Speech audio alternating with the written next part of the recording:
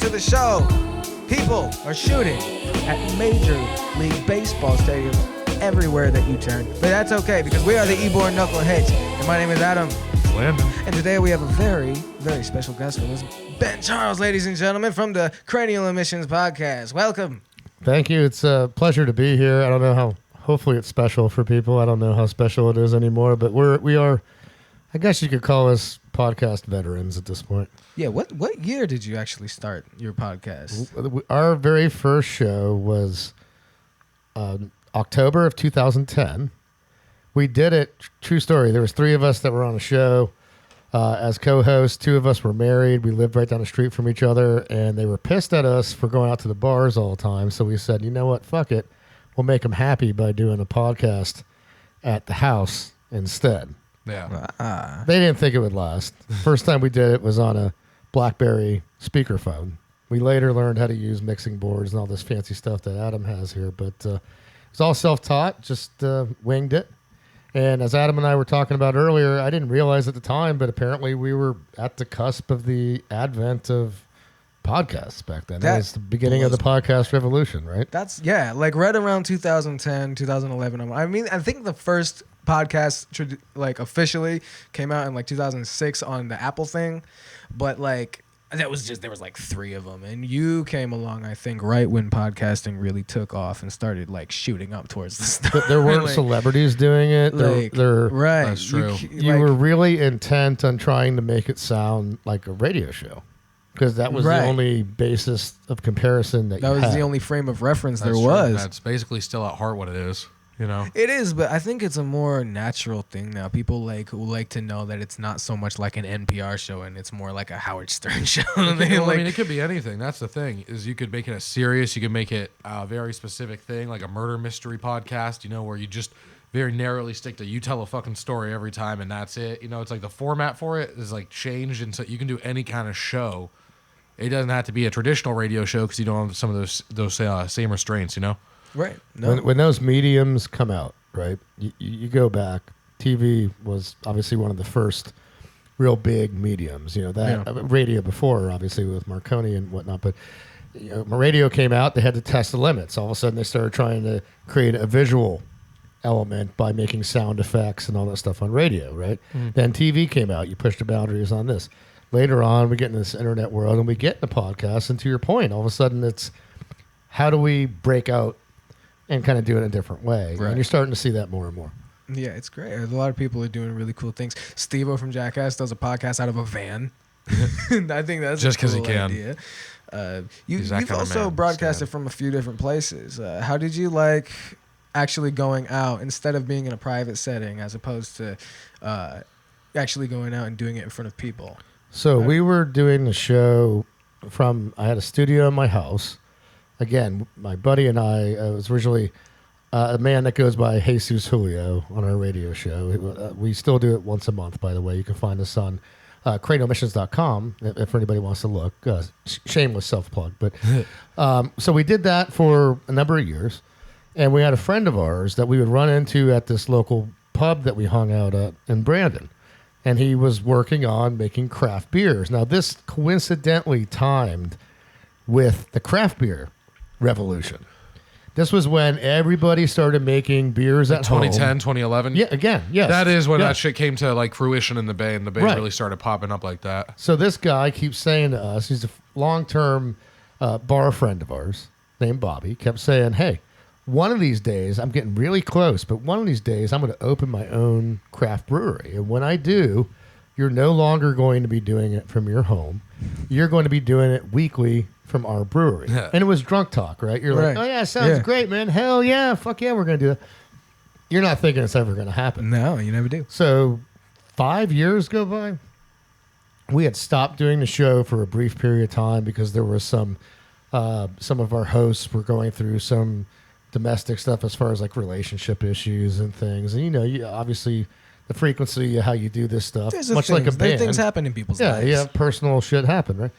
So we'd kind of taken a little break. A few months had gone by. My buddy and I, Joe, who's also on the show, 3 of us originally, Joe, Jesus, and we go to the same pub where we run into this guy, and he goes, "Hey, by the way, we're getting ready to open the brewery, in 3 months. Are you ready? We're like, oh fuck, man, we haven't even been, we didn't tell him this, but we're like, we haven't even been doing a show for a couple months. We're like, yeah, we're totally ready, dude. We're ready. Sure, let's go. And that was when we realized, well, shit, now we need an intro, we need an outro, we need commercials, we need guests, we need all this shit. And so what we did is we forced ourselves to meet every single week for 3 months to do all this pre-production, as you know, Adam, do the bumpers, the rejoins, the intros, the outros, to mix all of this shit so that when we decided to do our first live show from a brewery, that we were gonna take off. We were gonna do it the absolute right way. And it worked out well. They opened a brewery. We were there for their first day. It actually led to us winning awards later on as a result of it. And then we subsequently started doing the show at another bar in Ybor and rotating them around. But you know what I learned? I'd tell you what. You think to yourself, oh, people are going to dig this, man. You're going to go do the show at the brewery and people are going to like listening to it. You know what the reaction was almost every freaking time? Who cares? They're like, who the fuck are these What's people? going on here? Why do I got to listen to this shit? Can somebody just put some music on? Please. Dude, I'm telling you that. Yeah. See, I think it's a sad thing, and it's like, because if you're anyone who's doing this is going to be somewhat sensitive about it because they're spending their time, For they're sure. trying to make sure it's right. And it sucks when people either make light of it or just kind of shit on or brush it or like just brush it off so easily. Like, what the fuck is this? Yeah. And it's like, there's just some motherfuckers talking. I could do that, and you're just like, Well, you think so, but like, I mean, people don't understand people when like the gaming thing. People don't understand the type of work that goes into these sorts of things. They don't understand the hours. They don't understand the fact that you actually have to get into an editing software, and like, regardless of whether or not you're doing one take or not, you still have to render things, and people don't understand the waiting process. For look that at sort of all thing. of our old guests. They come on, and by the end of it, they're all like, wow, that was fucking Right. crazy. Like, literally, they're like, I had no idea it was going to be like that. And now it's like something else. And I They don't have even no think- idea. They don't grasp anything about it until they're on it. And then once they're done, they're like, okay, that was totally different than something I've ever experienced. Now, regarding the live thing, I don't think it's so much. I think some of them, yes, you're right, where they're like, oh, this is some easy shit. I don't, just a bunch of people talking. I think it's more so that when they go to a bar, they're there to hang out and talk to their friends and listen to some background music. They don't want to listen to people talking. It's just the wrong venue. Right. It's not a live agree. band. Now, it's different. Don't get me wrong. If it's Joe Rogan, if it's somebody with a People go big to see name, him. They'll yeah, pay you're to going to see go him. to that fucking bar to listen to that guy.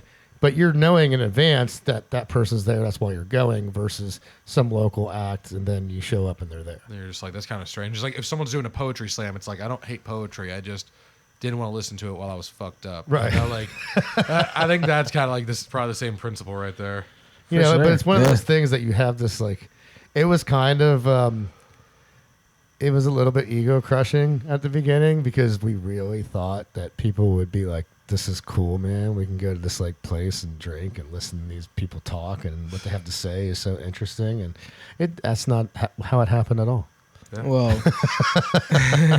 That's There was a how lot it of is. eye rolling and stuff. no, I Yeah. think like maybe if it was done like in the back of a place, or maybe like in a comedy club or something like that. Maybe A it comedy would, club maybe is it a would place go that's better. good for that.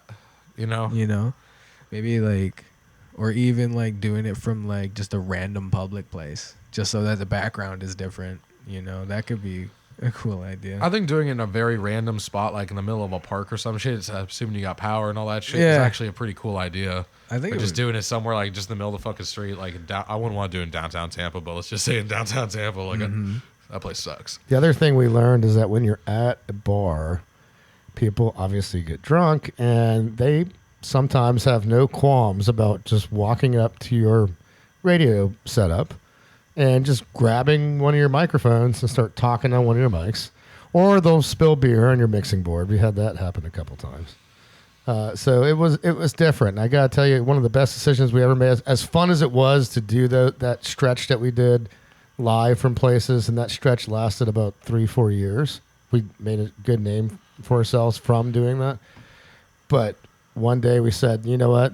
This really isn't working the way we thought it would.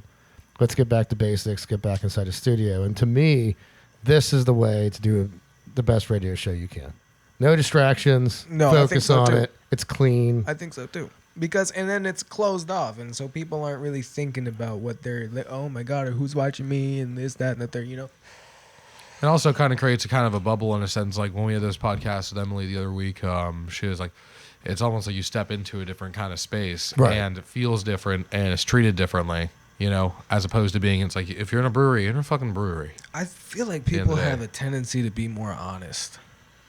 That's true. I don't understand because it feels why personal. It's because either. it's personal. It's like you're not meeting in public. It's like we're in a private place. It's just us here having a conversation. Idea is conversation, right?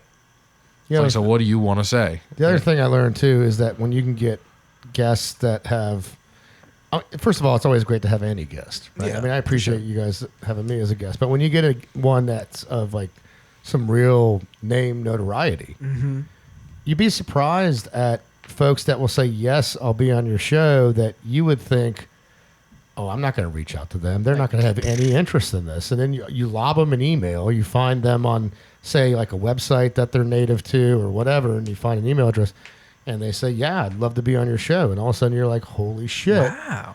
This person that, X, whoever it is that's like famous, is actually willing to be on a podcast that they've never heard of. You ever had any big names on your show? We had a number of professional hockey players on the show. Okay. Nice. That we just randomly reached out to, and they said, hell yeah. Now, keep in mind, back then it was easier to get guests, right? Because there was way less podcasts.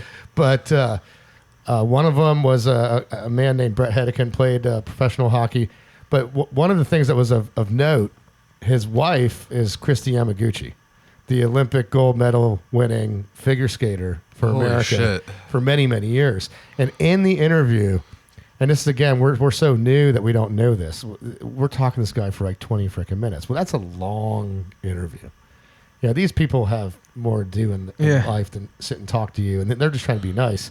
We kept this guy on the freaking phone forever with this interview, and at one point you actually hear Christy Yamaguchi in the background say, we got to go, Brett. It's time for our dinner plans. And I actually say on the interview, I say, Brett, is that world famous figure skater Christy Yamaguchi telling you to get the fuck off this stupid phone call with us for your interview so you can go to dinner? And he goes, yes, it is, Ben. That's great. I was like, that's pretty fucking badass. We got Christy Yamaguchi. I rolled at our dumb radio show. I love it. I just got an idea, and I don't know if we can pull it off. What's up? So I worked at my other job, Berry House, and we had a brunch. It was a Hiro Matsuda themed brunch, and he's a Japanese professional wrestler who trained other wrestlers and stuff. And I didn't realize this at the time. The person who held the brunch, his wife who was there, wrote the book about him, his memoir, and it was basically like his like translator and like biographer.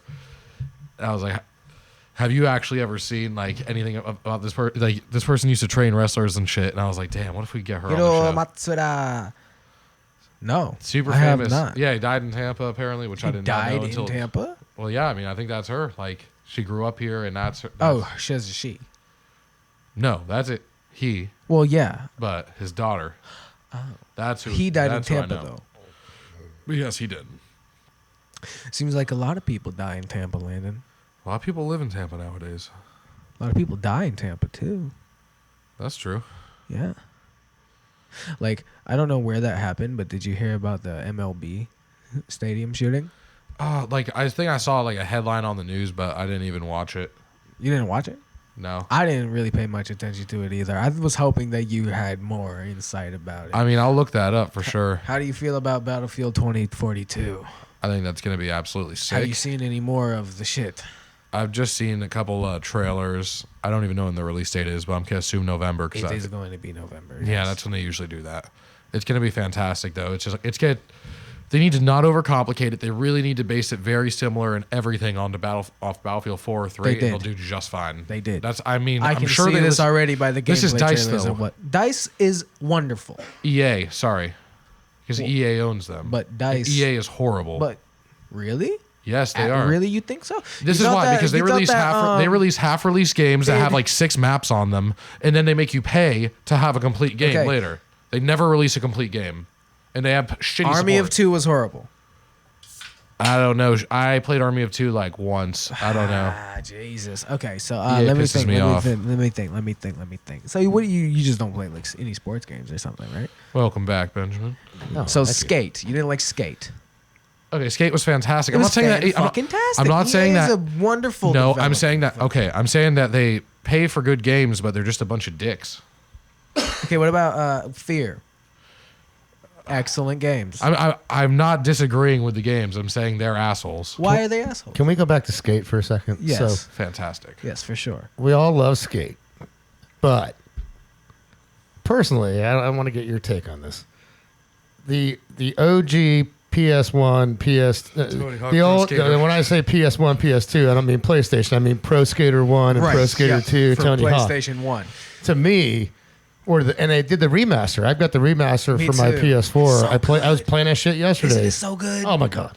It makes you feel like you're back then. I right? loved Skate games, okay, because obviously The they have better mechanics were great. graphics. But I personally, I like the interface, the actual player controls better on PS, on the Pro Skater games. What do you guys think? Interesting. I don't know. I like having to do it in the. You like the more I like the manual sticks. feel to it? I think it makes it harder and more difficult, and it really takes practice, and that's a cool aspect. That I mean, practice. You definitely need to practice on the Pro Skater games, but not in the same way. Those things were fun, and you could just rip through them on instinct Yeah. sometimes, which I'm not complaining about because they were immensely fun, and they were the precursors to any of that. Great But, soundtracks to it, too. my God. As Just somebody fantastic. who skateboards, Tony Hawk Pro Skater allows me to do shit that is impossible that I Right. would love to do, right? Right. But skate makes sense as a skater. It has Like, feel. Skate makes you feel like you are skateboarding. Okay, that's how I look at it because like skate is like it all makes sense as to how you would actually do the tricks. It all makes is sense. like it literally. That's why I is sucked at it. Like back foot and front foot. Like once you understand how the back foot front foot thing works, like you know how to like Yeah. when you're doing kick flips and when you're doing manuals and shit like that, you got to find the sweet spot. You got to find the sweet spot. You know what It's I mean? hard, man. The It takes flick off of practice. Like, side. that's what it is. It it's- takes practice. It's the best skateboarding simulator. Yep. Tony Hawk Pro Skater is the best skateboard game. It's more period. wild and fun. That's a good way of putting it. You know what I mean? Like video from a game simulator versus- arcade. I have to say that Tony Hawk Underground deserves a mention as well, and Underground Great game. too. Oh, yo, my especially God. because like they just had a fun like atmosphere to It it. was It's like fun. you're riding a fucking bull, you're just doing some jackass style You shit. felt And I was like you were playing a That's Jackass why I like those games. And people didn't like. I think it was called Wasteland or something. I forget what it was. I Tony. liked it. I really liked that one. I feel like people didn't. It's like you I had your liked own it. skate park and you could throw shit in there. You could and do whatever you design wanted. it. I That was like, Tony that Hawk was game you were fun. talking about, you were part-time pro skater, part-time chaotic vandal. You were Yeah. an anarchist Yeah. and a vandal and a skater. Or is it- you're not talking about then Underground. You're again- talking about the Wasteland one or No, Underground? Underground. Dude, Underground was fun, man. Like, I had so much Underground was fun the playing. shit. Skating games. around, breaking shit. You're grinding on Oh my cars. god! You had to like know. chase the bull. You could like you could be Bigfoot. You have to do You a, did, I forget the fucking name, where you spin on like a hydrant or something. You had to do that on the top of the head of a statue, you know? Is the All not a sorts of- spin? The not a spin. No, That's what not it as is. Coppice. Nodus is backwards for Satan. Yeah, but not as Coppice was this is before both of your time, but not as Coppice was a big name skater when I was in my early teens. I'm 23. And Nodus, I did not know there was a skater by this name. Yeah, not as Yeah. Coppice. Yeah. Oh As shit. usual. Yeah, I'm 47. Not as cop. That He sounds was like he's trying to say he's not a cop. he was out there back in the day. He was big That's name. what I'm My saying, sister right? used to have not as Coppice posters on her wall. No word of a lie. That's fucking cool. That's amazing. well, I got to see. I don't know if anybody knows. I don't know. This is a random thought. The band Him, that was with like Viva La Bam and all that shit, like the Heartogram logo. Like Bam that Margera. band, yeah, the band. Like he paid for that, but I got to see one of their last tour, like before they broke up, and that Yeah. was beautiful for me. I don't know why I thought about that. Who's everybody's favorite musical artist? I mean, that's hard. It depends what mood you're It in. depends on the genre too, right? Facts. Like, different genres, different moods. I mean, I'll put it this way. I love me some Earth, Wind, and Fire. Like, that is, Wow. they're always awesome, bro. It's a whole orchestra. It's just wonderful. Then you got people like Flaming Ghosts who listen to shit that I like to listen to right now. And then you go for, sometimes I like some poppy shit like Hall & Oates. I Okay. did not expect that two of your references were either of my time or before my time. I have vinyls of old shit. Like I got Miles Davis vinyls. I've got what is it? Bachman Turner Overdrive. I got a 45 of Freewheeling and You Ain't Seen Nothing Yet. That thing is my fucking portal to the old realm. That's sick. my record player is a portal because I believe that shit, especially because it's pressed on vinyl. No, it's different. Like, It's almost like an acoustic sound as opposed to electrical in a sense. It's like there's something more physical about. There's something more interactive about how it interacts with your ears. You know how vinyl works, right?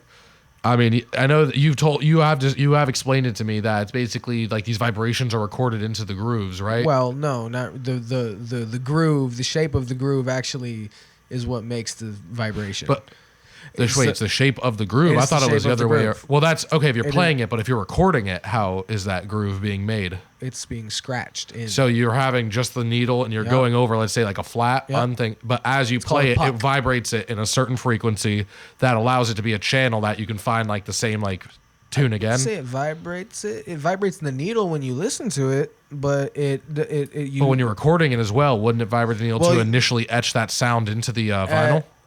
Maybe it would vibrate, but I do believe it is just scratched into it. So it's an etched groove that along the spiral, it'll make that little tiny piece of diamond is what it usually is. It'll make it vibrate. The vibrations will go through a fucking certain interface that lives inside of it. It'll go through a phono preamp and go out to your speakers. But this is why when you turn on a vinyl, you can hear it with no speakers. If you get your ear really, really close, you'll notice that you can hear it with no speakers. That is because it is the truest form of analog audio. The sound of, yes, you're hearing the... Because how that was even discovered that you could record audio in the first place was with a fucking singed piece of parchment and a needle and a fucking funnel that made like the needle vibrate like into the fucking thing. The first recording had no way to play it back. No, it makes sense though. Certain frequencies leave imprints on certain materials, and sometimes you can play them back. Right. Yeah. Well, you can play them back every time. You can play if you do. It's interesting though that it's like you guys are going back to, you're both in your 20s. You're going back to stuff from the 60s and the 70s that you're talking about musically. Bigger than that. I mean, like 1880s. Now, some of my favorite shit. Again, depends on genre, but it's like I think we all gravitate towards certain forms of music. There's certain people out there that just like all forms of music, and much love to them. That's not how I am. Like I tend to focus on certain genres, but it's like if it's hip hop, I'm gonna go with. First of all, I'm gonna go with Beastie Boys just because they changed the whole hip hop game. Like totally from being innovators, they changed the whole rap scheme. They changed all that. They changed the way that stuff was mixed. Right. I'm going to go with Tribe Called Quest and how innovative they were. Will would love that. With the way, the way all the licks that they use in the background, which, by the way, they actually wound up making legal changes as a result of that because of all the sampling they did. Because they were free, they were sampling and not having to pay those musicians at the time for the samples that you hear in, for example, like Midnight Marauders or Low End Theory on those early albums. And then Wu-Tang. I'm going to throw Wu-Tang in there. That, for me, is my top of the mountain for hip-hop, and a lot of that is because they completely changed the rhyme scheme to where it was like, you don't even have to fucking rhyme. You can rhyme, and it was stream of consciousness rhyming. It had like a very Henry David Thoreau kind of flow to the whole fucking thing. And it was just very changed the whole slam shit. poetry. Yeah, it was just changed the whole fucking game. I'm sorry, I left out the West Coast shit. I know people out there listening that they're like, fuck, this guy's an East Coast guy, and you're not wrong, but I have much respect for the West Coast shit, too. Not trying to diss it.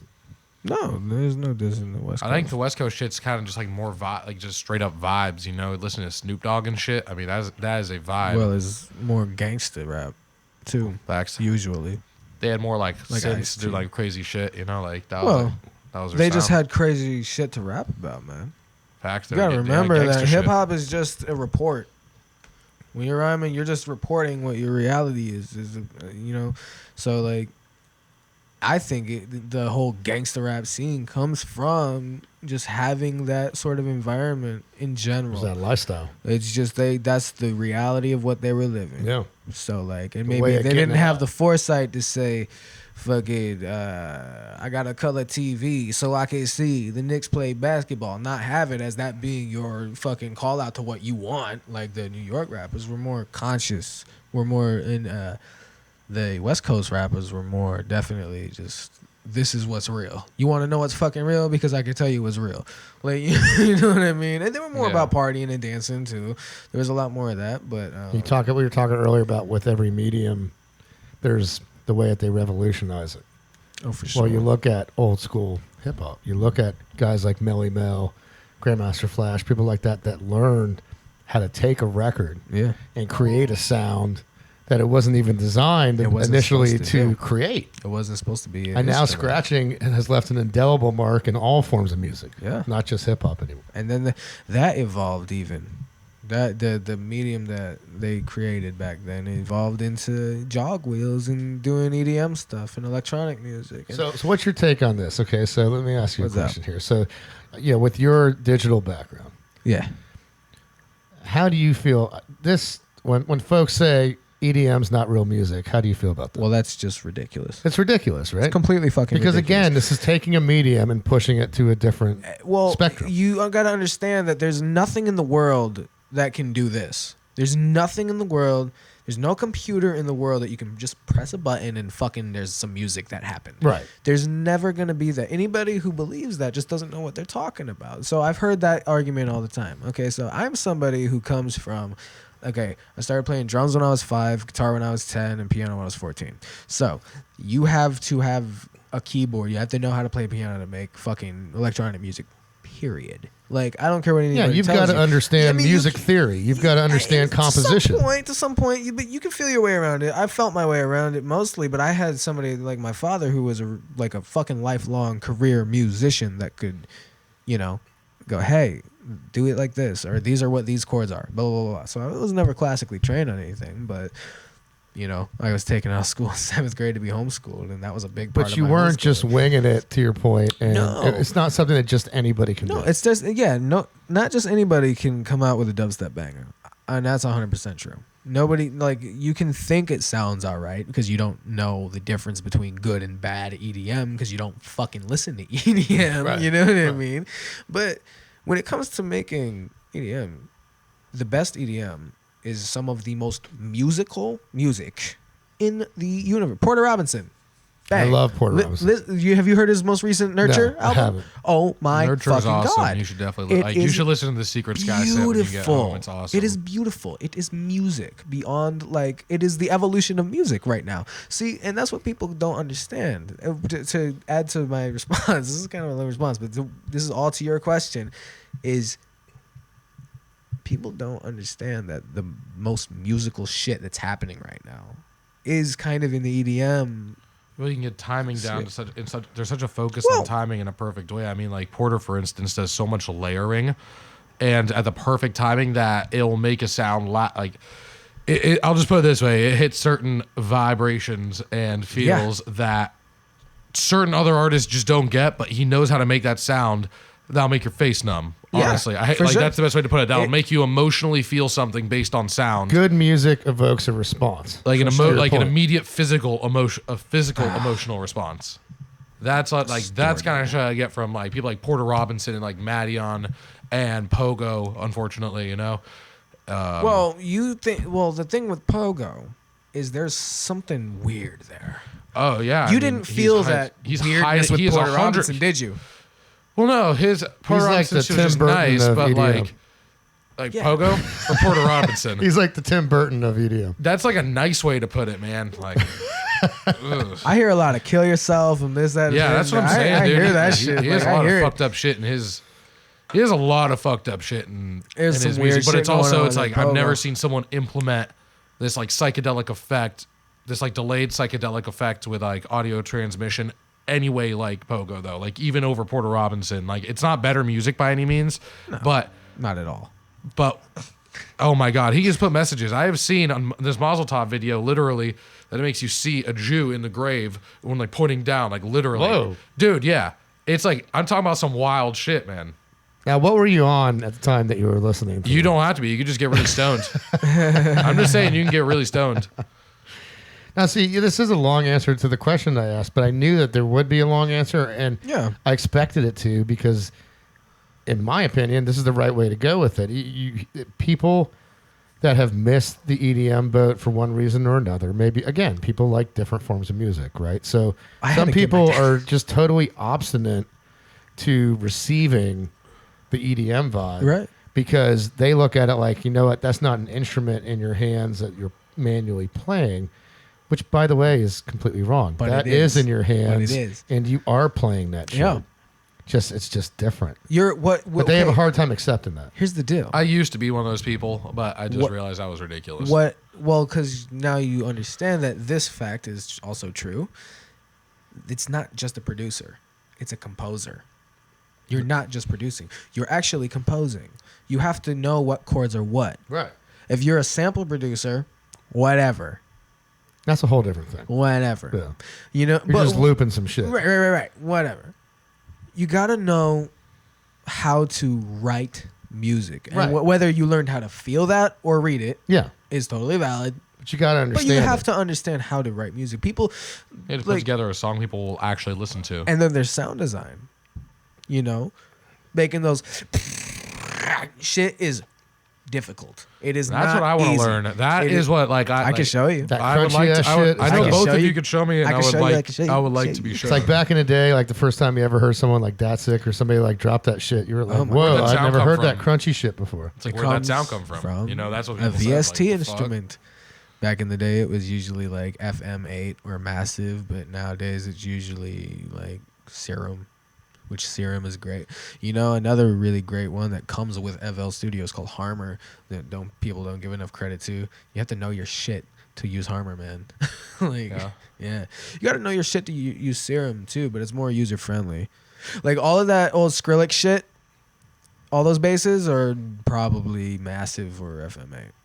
You know, you can. I know this is probably going to make some people cringe, but back in the day when you had the composers, the Beethovens, the folks of that world. Yeah. They had maybe a handful of mediums, right? You had the piano, some other instruments as mediums. You had an orchestra. That they could create music for. Right. Right? Well, now you have this medium where any instrument, first of all, that you can source that actually exists, or something that you can use as an instrument and create sounds that have never been created before, are available at your fingertips. So I would argue that I'm not going to compare the era versus the other era, and that will just piss a bunch of people off. But these are the newfound pioneers. The Skrillex is back in his day. Folks like that, the Porter Robinsons that we mentioned now. You can absolutely compare them. They have taken a completely different medium and created noises and sounds and music, consequently harmonies that Landon made a point of, evoke an emotional response from you that we never thought was possible going back 20 years ago. They made it scientific and empirical. They've made it so it's not the random of how hard you pluck that string. And they can make it exactly how they want to sound and elicit physical responses from people. And it's crazy and it's interesting, and it's like wild that some people don't even think about that, and it's like, why do you think it is that people like EDM and they're hearing that? Can I go back to another pioneer as one of my favorites? Sure. Moby. Who? Moby. People dog Moby. Okay. Moby was one of the first. Moby was a DJ. He started out as a DJ. Later on, started singing and actually playing what people consider old school instruments and mixing it in with the shit that he engineered and popped and blew it up. And he's a big part of why EDM is as popular as it is now. Okay. Give me a reason to disagree with that. I mean, I'm pretty sure I saw like Feet Moby on like songs back in like 2010 and like 2009 and shit, but like I gotta be honest, I don't. Go back and listen to some old Moby licks and you'll be like, holy shit, this is the predecessor of the shit that we hear now. You know who I love? Joel. I love Deadmau5, man. I love Deadmau5. He uses real. Oh my god. He was another one I was going to throw out. He uses actual like walls worth of analog synthesizers, patch-based analog synthesizers like Moog, fucking like so much other shit. Man, the type of this guy's like studio is a fucking gold mine. You know what he also figured out? You know what he figured out? What did he figure out? He figured out branding. Oh my god. That motherfucker, he knew okay, I'm gonna create a catchy name. Hey, you know what? Not only is it gonna be a catchy name, I'm gonna throw a fucking number in it.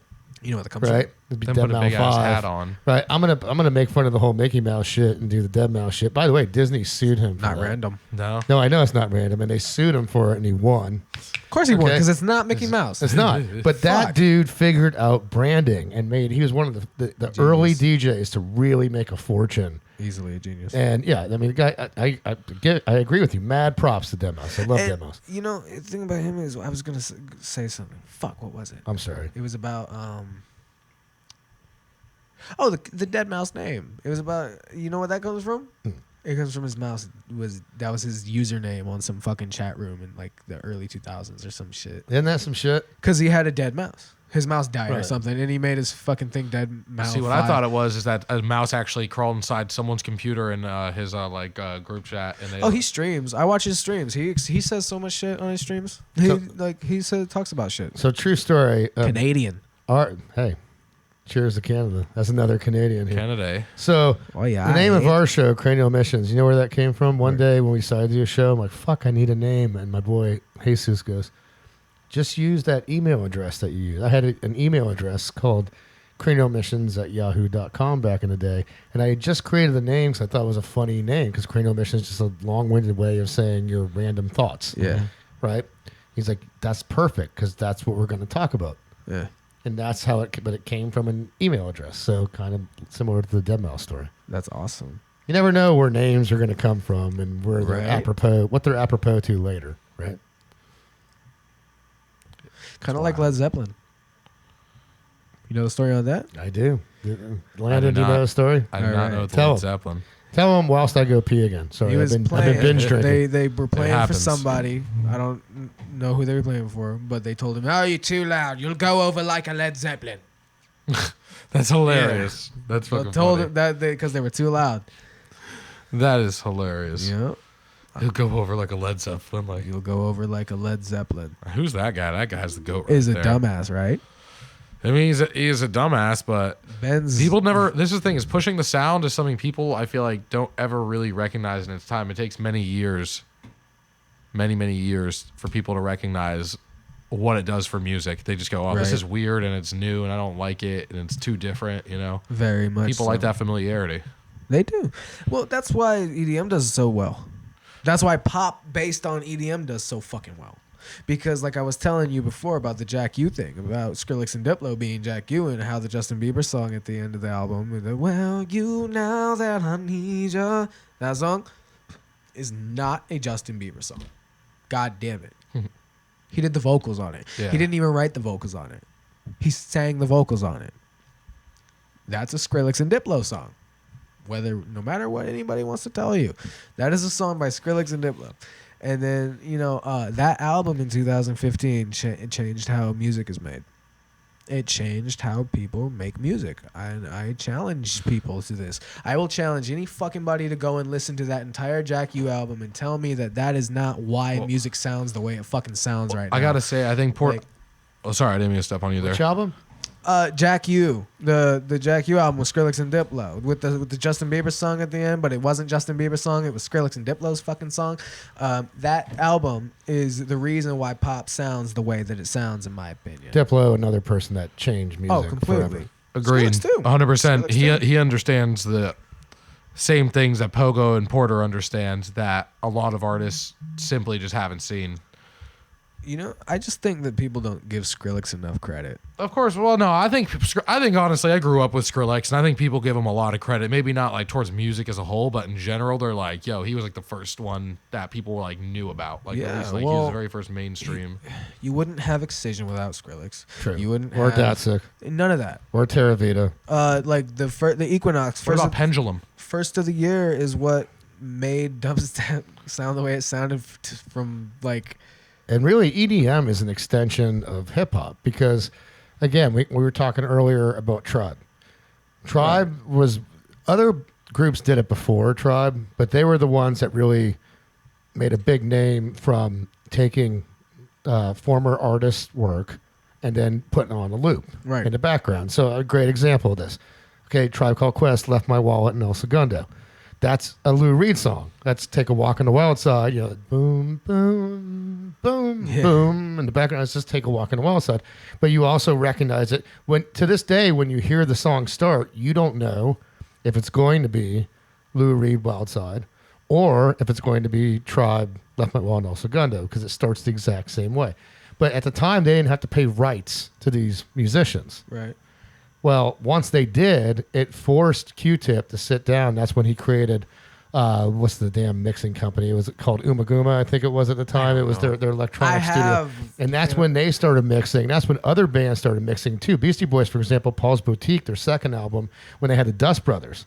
And the Dust Brothers got involved and created all that background music for Paul's Boutique. Then you saw the rise of Chemical Brothers. You saw the rise of Das Effects. All these different fucking bands come up that really started in the early 90s, mid 90s. And that's subsequently what ultimately led to EDM.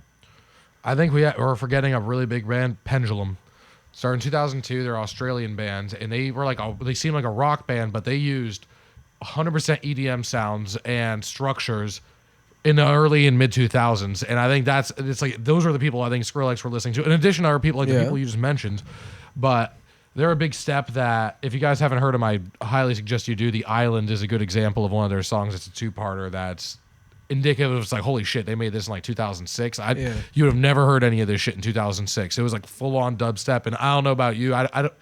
I didn't see any of those real dubstep sounds going back that far specifically. And this is the earliest real dubstep sounds that I can source. People probably weren't ready to accept it at the time. No. Oh yeah, they would be like, "What is this audio garbage?" They'll be like, "It's too much," you know. It's like an onslaught of shit. Well, see, like that's the thing. That shit gets me like. I understand it can be too much sometimes. Let's say you're really messed up and like you just too radical of a change. It gets me like war ready. If you're not like in the right mood, that shit can sometimes be an onslaught. If you're in a bad mood, I mean, you don't want to listen to something. You'll be like, ah. But see, the thing is somebody like me who likes to like. So when I'm angry, I'm listening to tear out dubstep and death metal. So because that'll calm me down.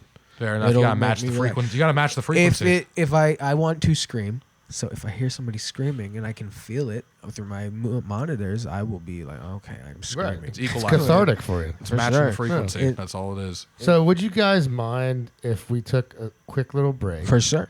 Because I'd love to have a cigarette. I don't want to create background noise. Right. Plus, you guys were interviewing me earlier. I'd kind of like to, if you guys don't mind, I'd like to give you a few interview questions when we get back. For sure. Yeah, that sounds fun. Cool. That sounds dope. All right, ladies and gentlemen, we will be right back. Welcome back, ladies and gentlemen. We just had some interesting conversations about music. We listened to some music, and now our guest, Ben, has some questions for us. Yes, sir. Yes, sir. It's a pleasure to be here on the show. We love having you here. Thank you once again for having me. I tell you, it's fun when you get together with other folks that are creative in the same medium. It is. And you see how they do things. We learn from each other. We inspire each other. Right. That's what it's about. As we went down this path and as we started talking about all these different things, I had to wonder. We mentioned, when we started doing the show, it was 2010, right? And then you mentioned, Adam, how really like the impetus behind podcast was what, like 2005, 2006 when you really... Something like that. When I saw you're asking when I saw the first podcast or when I wanted when did it really get traction? What were we gonna say? 05, 06? I think no. When it got traction was when you started in 2010. That's when the Joe Rogan experience started blowing up, and people would like, "Wait, this is a podcast? What the fuck is a podcast?" So 11 years later, now you guys are doing a show, right? So I've got to be curious about this. I know what inspired us to do stuff, and it was the old school shock jock shit from terrestrial radio. What made you guys decide we want to do a podcast, and how early of an age did you wanted to do one, and who were the people that inspired you? Landon, you want to go first? I'll try. Honestly, I didn't really think about doing a podcast till probably less than a year ago. It was a very new thing. And just trying to look back on it, why I actually wanted to, I don't know. It just seemed like an outlet for creativity and just in general something to do. And I wanted to try it because I've seen other people do it, and it seemed like something that where I'd have some creative control might be a nice outlet. Right on. Cool. I wanted to start podcasting. I did podcast. I had the Complaints and Grievances podcast, which I took from a title of a Joe Rogan special. So we called it the Complaints and Grievances podcast. It was about gaming. It was in 2014 when it was me and my friend Jacob Keeter. Hello, Jacob. early I know on. you watched the podcast, you motherfucker. Hey, I love you. But So how old were you then? I mean, that was a long time ago. That was what, 7 years ago? I was 16. Yeah. So you was started 16. real young for doing this kind of stuff. I had been making gaming videos. See, okay, so my father gave me an entire studio when I was like 12 to work and be my own person in music. That was your playground. That was my playground, and that was my learning station because I was taken out of school in 7th grade and I was homeschooled, which I was like just taught how to be a person in life and shit. I don't have any algebra. I don't know any of that shit. I can do this all day and all night, but because I was able to. But just working with microphones and working with that kind of stuff since I was 12 fucking has given me just a desire to do more shit like this. This is the kind of thing, they say if you do it young, you're going to do it for the rest of your life. So, I mean, I think that's the direction I'm headed. And what made me want to start doing a podcast is Opie and Anthony. I loved O&A. I think Opie and Anthony, when they had Louis C.K. on, they did this like call-in thing where they were fucking with people about what's the name of the band? Foo Fighters tickets, and I thought, that's great. And then I saw Joe Rogan's podcast, and I said, oh my god, so this just random fucking. I mean, you're not random, but you were on fucking Fear Factor and all this shit, but like, you started this thing, and it's random completely, and it's. People love it. And then I saw more things like Theo Von has a podcast, and like I said, Joey Diaz had a podcast, and even H3H3 or whatever, the H3 podcast. All those like podcasts that started from gaming. PewDiePie had a fucking podcast at one point. You know what I mean? So I saw that podcasts were a thing that people wanted to do.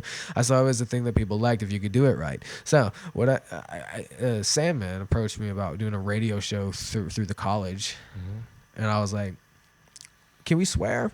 They're like, "No." I'm like, "Okay, let's do a podcast." And so, again, that was my opportunity, I think, to like just do something with my audio shit. And then I wanted him on because he has a lot of stories. But it was kind of like in the beginning it was me and Sandman's little brain idea.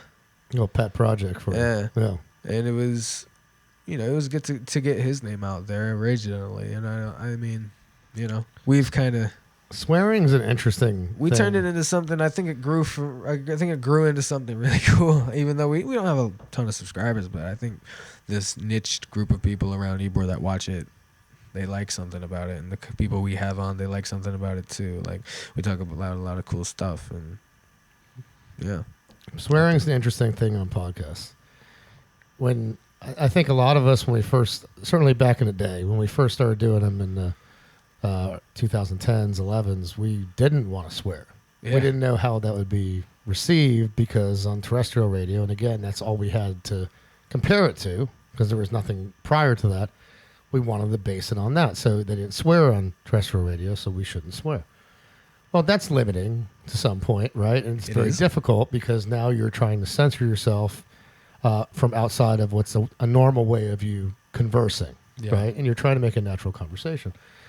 Then you learn as podcasts go on, you know what? We can swear. We can just change who the audience is as far as saying it's rated whatever so that you people can change it to 18 and up. Yeah, they have the YouTube. expectation there's going to be swearing. But again, it's a double-edged sword because there's some folks that understand that there's a time and a place to swear where when you're making a point, there's making a point and then there's making a fucking point. Right? Yeah. Versus the guy or gal that gets on on a podcast and literally every single word is a swear word. And at that point, you just lose the entire message. I'll give you an example. So Barstool Sports has done a great job as a website, done an even better job of creating very popular podcasts that are now out there monetizing, doing very, very well. But there are certain folks on that show, on different shows rather, on that network, if you will, that swear so much that as you listen to it, you just want to turn it off. It's too much. It's too vulgar. I mean, sure. the word lose their meaning. You're just like, okay, this is just stupid. And like you kind of lose. I mean, swearing doesn't make anyone look better. It can be used to like certain effect, but at a certain point, it's like you're putting it in there too much. Yeah. I mean, the best use Fuck of yeah. someone repeatedly using it and barely getting away with it would be like Al Swearingen from Deadwood. I don't know if you've ever seen that show, but Absolutely, great he says show. cocksucker Right. more than like anyone else, and he's worked it into his vocabulary like everyone. But like, it's very hard to get to that point, and 99.9% of people who like swear like habitually do not. It's not an appealing thing after a while. Your brain kind of gets like, it automatically like declasses it at a certain point. It's like, how many times do you want to hear someone say fuck like in a row? Like, yeah, like how About I everything. say like. You know, it kind of takes the punch out of it. It does. No, it does. And so there's an art to all of this stuff, but it's interesting to hear what were your influences with this. And as we noted before, this medium, it's changing. In some ways, it's evolving. In other ways, I'd argue it's devolving because now it's gotten to a point where if you're a famous person, hey, I can just create an ancillary stream of revenue by making a podcast. T-Pain. You see it all the fucking time. And they go and they do this. They create this ancillary revenue stream. I'm going to do a podcast. But there's no attention to the sound quality at all. And it's frustrating. I mean, for those of us that give a shit, clearly you care. Our show, we care a lot. I don't care much a show about sound quality. You go and you listen to these very famous people that have far deeper pockets than we do, right? We're working, spending what little bit of extra money we have from our one job, or maybe you're working a second job so you can pay for this equipment because it's important to you that it sounds crystal clear and it has that right feel to it. And then you got this rich mofo out there making, and credit to them, I'm not trying to hate on them, but you're worth millions of dollars, and your podcast sounds like you're talking out of a soup can. It's ridiculous. You would think they would put a little It's bit of utterly money ridiculous. and time into it, and yet it doesn't matter. It doesn't matter. They make all kinds of money from the fact that it sounds like shit. Right. Like I said T-Pain. I didn't mean to say T-Pain. I said T.I. I meant T.I. Because he got a fucking podcast. I like top back. That is just... I like my beat down low, down low. Right. He's a very good musician. He's not a very good interviewer or... He's from Atlanta. I speaker. just write them all off. My great-great-great-great-grandfather burnt Atlanta to the ground. Oh, nice, bro. Sherman? Yeah. There we go. No one likes to talk about that aspect Wait, of the your Civil War. great-great-great-grandfather is General Sherman? I'm a direct descendant of General Sherman, Oh, yes. my goodness. You saying you a Sherm? Sorry. I don't smoke Sherm, no. Wow. I am a Sherman. You're a sperm from the Sherm. Yeah, man. Sperm from the Sperminator. Sherm. You got Sperminator over here. General Sperman. I also got my dad's side goes back to the Black Forest of Austria Wow. too. I guess he's a Berman. Heilig. I don't know about you, but my Jewish side's getting a little nervous. That's what I'm We came saying. here in the 1800s, man. We came here in the 1800s. There's no Nazis back. Just ravagous Listen, anti-Semites. if you buy me a train ticket, I'm just going to say no. Yeah, the Amtrak does get pissed on a lot anyway. I mean, you could use my shower. Oh, well, see, I don't know about that. I mean, hopefully you got a gas shortage. I got. Yeah, Oh, man. yeah. So let's go back to O&A. All right. So I'm glad that you used them as an inspiration to you because they were a huge inspiration to me as well. And them, the shock jocks, was the Howards, the O&As. I loved the Louis C.K. guest appearances. All those different guys that went on O&A. They had the Jim Nortons of the world. They had Patrice O'Neill, God rest his soul, before he passed away. All these great comedians that they would have on this show. And they were really the first show where, did they have a format to some extent? Yes, but they also encouraged creativity and just a free flow where, Howard was more regimented. Don't get me wrong. Yeah. He broke the mold, right? Clearly. I mean, For without sure. Howard, none of us would even be doing this. Right. But O&A really, again, took that medium and pushed it. And that's what you do, is with every great medium, you see people pushing. Like, we were listening to all different music on the break that we were listening to. It's all about people pushing the medium. I agree. I mean, sounds evolution just like anything else. Everyone wants to look for the next The way thing. the way people do things changes. The way and what people perceive to be good changes. What people perceive to be a well done piece of art, it changes all the time. You can see that with pop music from like the early 90s to the mid 2000s. Look at Van Gogh, Vincent Van Gogh. No one liked any of his music. He was broke as hell. No one ever got any of his fucking paintings or anything No one until liked him. 20 years after his death. His like sister-in-law discovered all his paintings and sold them, and they became super famous. Like, Yeah. people don't get it in life sometimes. Like the band Death. Like what? The band. There's a band called Death. Oh yeah, From so Detroit. From Detroit? I thought they were from Detroit. Tampa. I thought death metal came from Tampa. That was like the whole No, wait. No. 3 brothers from Detroit. Before punk. In, I forget what year, but it was before punk. They were a band called Death. And they started in their room in Detroit. They recorded all this stuff. And they didn't get popular until the mid 2000s as a punk band. But they were like pre-punk. They were doing all this crazy punk shit. But they like, it just goes to show how people can do something before anybody knows what they're doing. What's funny is Like- that oftentimes as that medium becomes popular, it's not the first group of people that get notoriety for it. No, It's the more famous group of people that do it later for sure. that get notoriety Yeah. for it. So everybody knows Joe Rogan as the podcast guy, Yeah, but he wasn't the podcast guy. No. He wasn't the pioneer of it. he was not. There was all of us that were doing it, not making The a dime guy- off the of it. It guy was that- costing us. We were paying to be on, to make our fucking shows, and we're the ones that laid the groundwork Right. for the ones that come in later and then do it out of a fucking soup can. And that's the thing that irritates me. Sorry, I'm going on a tangent People here, recording but shit on a that's the potato. thing that irritates me the most. Is so I'll go on like the iHeartRadios of the world, great platform, I'm not knocking it. I'll go on these other different platforms that are a distribution site, if you will, for all these different podcasts, which is great. But you go on there and you'll see a big name and someone that appeals to you, Right. someone that has your interests, similar. They suit your interests. I'm gonna check this out. This guy or gal's cool, and you listen to it, and it literally sounds like they've got a microphone they bought at a pawn shop inside of a fucking Progresso soup can. You're not wrong. And they're talking, and it's like, dude, is there even a fucking mixing board, or is that just a straight handset? Just a like a gaming headset, like some or shit some you use on ridiculous fucking TeamSpeak or thing. something, Yeah, right? No, just like a USB port headset that That's you're using in your certain- freaking laptop. certain YouTube gamers that Sounds don't- like dog shit. Oh my god, I can't even watch it. I can't And they watch get it at these that point. huge I can't watch ratings, it. and they make all this freaking money, and you're slaving away. You're paying monthly fees for your platform. Guys like you, Adam, you're sitting there spending engineering hours for hours. engineering shit, and because you want to be so clean and perfect, and then this Right. motherfucker just goes out there and goes, "Yo, my name is I'm the big guy," bam, and it gets mad followers. Yep. It is ridiculous. Then people just do something online that they don't even know is going to be famous. Somebody posts a video of them like pissing in an alley or something. They don't get any money from it because they didn't know. The internet has fucked mankind more than anything else in the world.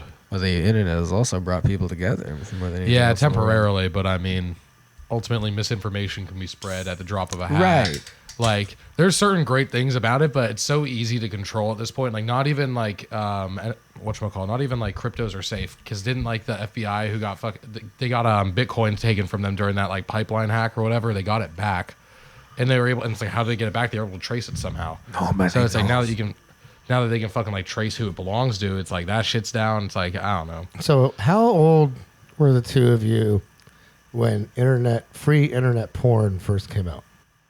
What came out versus like when you discovered it. I was born in 1997. I was born in '95, so that shit was already out. No, it wasn't really that. No, because When did I see my first porno? Because internet porn back then was static. It wasn't animated. So those were just photos. You didn't start seeing the actual film Like version like 2002, till like 2003. like earlier 2000s. Yeah. Yeah. So I didn't Right. so you were born in the 90s. So when you were in high school, what year? When you were 13, what year was that? 2008. 2010. Okay, so yeah, you had full 2010. swing. You had full swing, animated, not animated, but you know what I mean. mine was Motion animated. porn, like actual film, free porn online. Yeah. So I've got this question for both of you. All right. How the fuck did you graduate high school?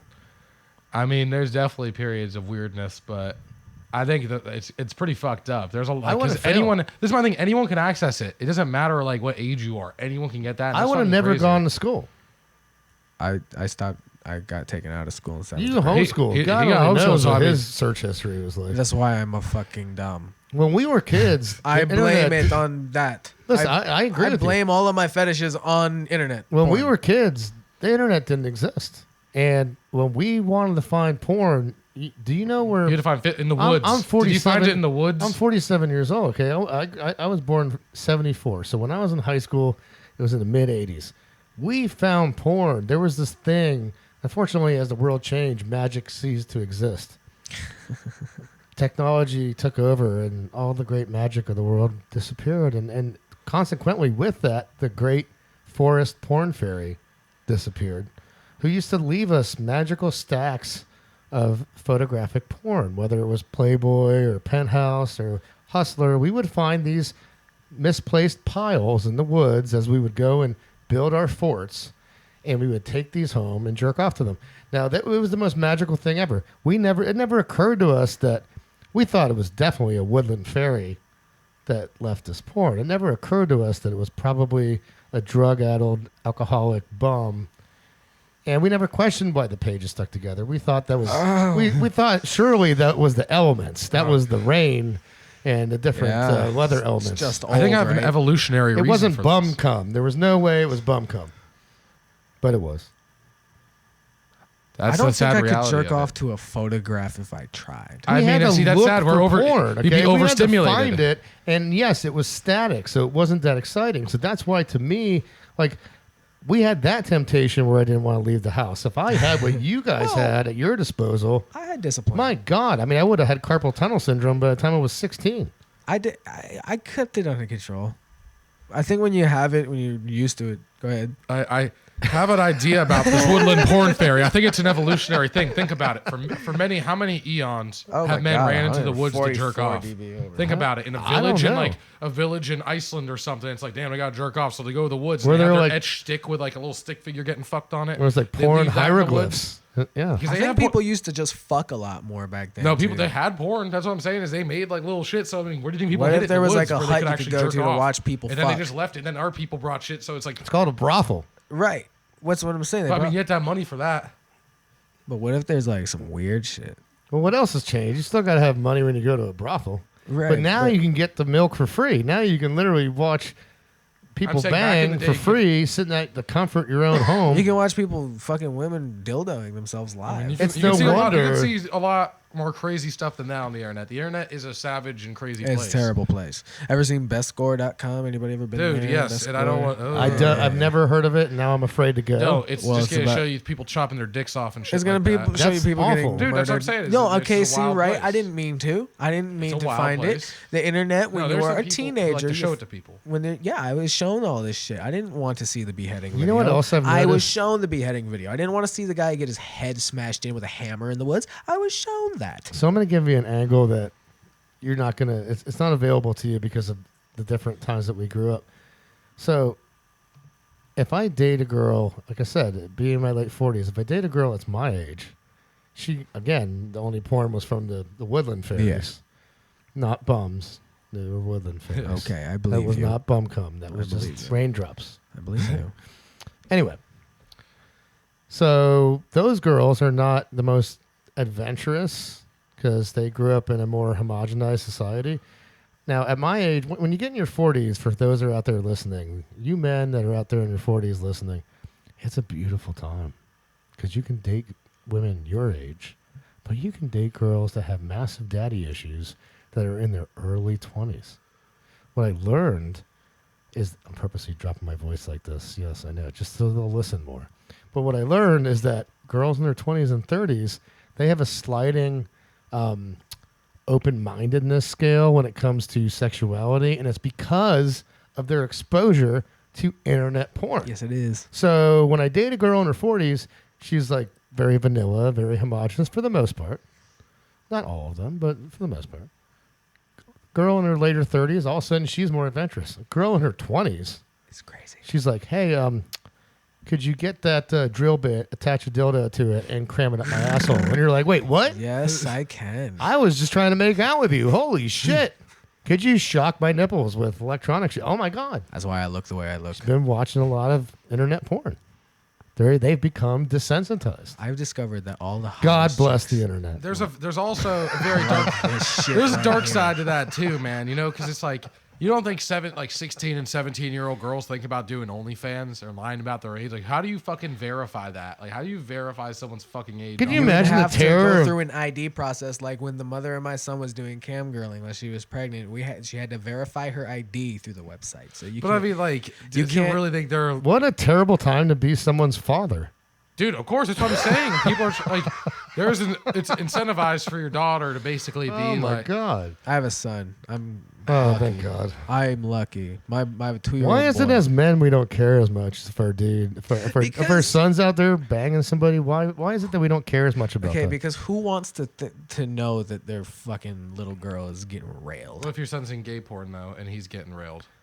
Does that change it? I That's think- I think I'm that's big- a I think good I'm- I think- question. I think I just Big time just would for a lot of rather not people. know about it because you're still you might probably still be big and you could probably kill somebody if you needed to. That's the part that I think I would worry about is like if she's a really small girl because my mother's tiny. So fucking if I had a daughter, I think she'd be tiny. So fucking I'd worry way more about that because it's Interesting a comparison. tiny fucking girl. There are some big girls that can defend themselves. But there are some really small girls that cannot. So fucking There is definitely a sliding scale on what they will do the younger they are. And Yeah. I guarantee you it's because of internet porn. I believe it. I've only been That's learning this exactly- lately, and they're like, do this and do that. And you're like, I have Well, not it's 'cause heard as a that little from. kid- Wow. I've been Sorry. asked. They slap me like, okay, what? Like a sure? No, Back that's a when trap, I- bro. Don't do that. That's a trap. Holy shit. There's certain that. lines I cross. I'm like, nah, dude, that's a Wait, trap. wait. Some Maybe chicks I should like that have you shit. sign I a know some consent chicks form. like it, but what I'm saying is, for instance, I my dad have always told me, he's like, watch out for girls that done want you that. to hit them, because like he said back when he Yeah. was in the 70s, he was Yeah. like, there was a girl that like wasn't into guys unless they beat the shit out of her. So he's like, I can't date you because he's like, I'm not fucking comfortable doing that. Whoa, like not beat the shit out. No, of yeah, her. like she wanted black eyes and shit. no, That's no. I'm not Yeah. gonna do that. Don't have sex with that girl. I'm not gonna do That's that. kind of what I'm saying. Yeah. It's like, If she wants to slap in the face while I'm fucking the shit out of her, I'll do it. If that's what she asks for. They do love to be choked. Like not like Yes. but like A lot of them like that. you know. I What know. I mean?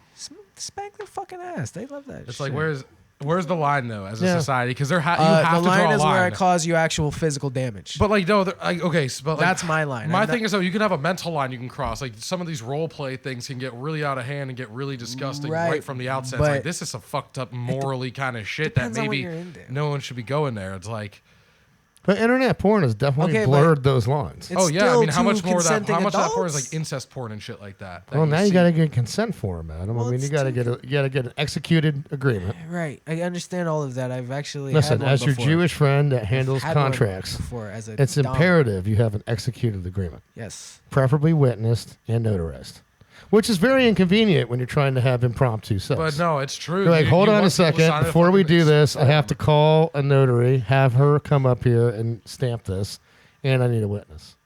You just added another hour before you have spontaneous sex.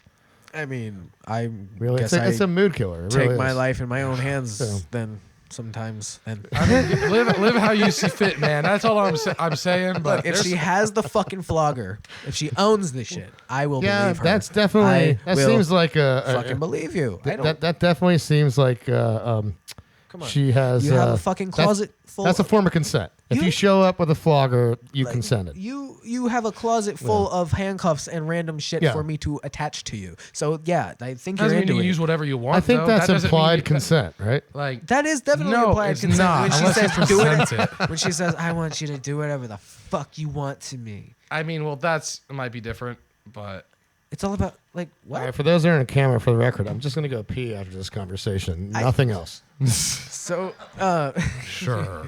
so wait. Okay, hold on. So like if a girl asks you to tie her up, will you do it? If she what? Asks you to tie her up. Yes. Okay. What about if she asks you to choke her?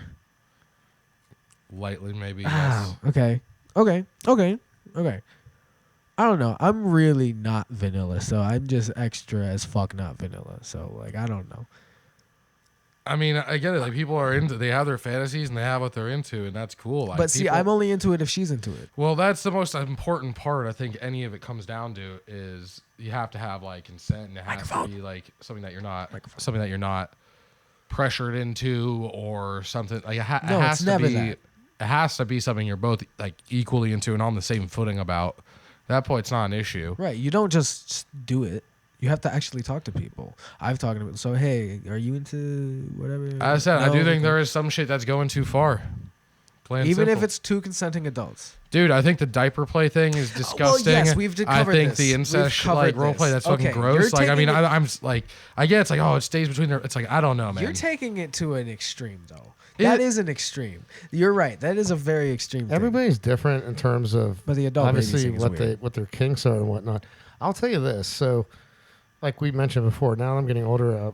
My dating pool has changed, and it seems like the older you get, I'm sure there's a cutoff period. I just haven't hit it yet, but thank God. But there's a cutoff period, but there all of a sudden your range opens up, and instead of your age, it's like this 20-decade range where it's like girls in their 20s all the way to girls in their 50s if you want to, which who wants that? But anyway, I'm sure you're lovely out there in your 50s. I just don't want you. But anyway, so you get to that point, and yeah, you're like, okay, they're going to say and do certain things that they think you like.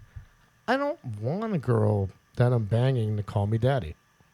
I think that's weird. I don't find that attractive. I find it weird. Who is a father. I find it super weird. It's gross. And that's a really good way to immediately take me out of that mood. It's gross. Before I had a son, I tolerated it. Before I had a son, I tolerated it. Like, I don't want to like make but you relive I cannot do it because my son calls me daddy, so I can't. And I know that they think that it's have complimentary and flattering, right? That's why they're doing it. They're clearly doing it because they think it turns you on, or maybe it turns them on. They have daddy issues. What if a Hispanic But girl that makes calls it you Poppy? fucking weird too. Poppy is different.